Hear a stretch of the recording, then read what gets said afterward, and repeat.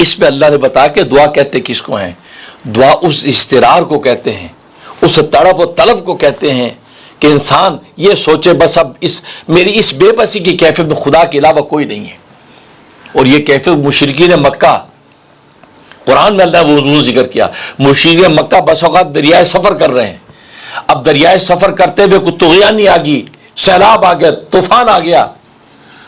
اب یہ اپنے لات منات عزا کو نہیں پکارتے, ان کو پتہ یا لات منات عزا کیا کریں گے, یہ تو سوائے اس آسمان والے کہ کوئی ہماری مدد کرنے والا نہیں. تو وہ اس تڑپ کے اندر کہ موت سامنے نظر آ رہی ہے, آفت نے ہر طرف سے گھیرا ہوا ہے, اب سوائے ہلاکت کے کوئی صورت نہیں.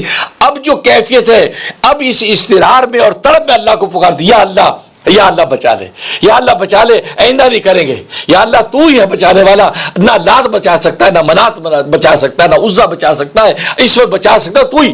اب یہ جو خاص تڑپ کے ساتھ خدا کو پکارا, اللہ تبارک و تعالیٰ مشرکین مکہ کی بھی دعا قبول کر لیتے, اور اللہ فرماتے میں ان کی دعا قبول کر لیتا ہوں, کیونکہ اتنی تڑپ کے ساتھ کہ ان کو میرے علاوہ کوئی نظر ہی نہیں آ رہا. قبول کر لیا, کنارے پہ آ گئے, اپنے گھروں میں آرام سے پہنچ گئے. تو جو وعدہ کیا تھا کہ آئندہ ایسا نہیں کریں گے, سب بھول گئے.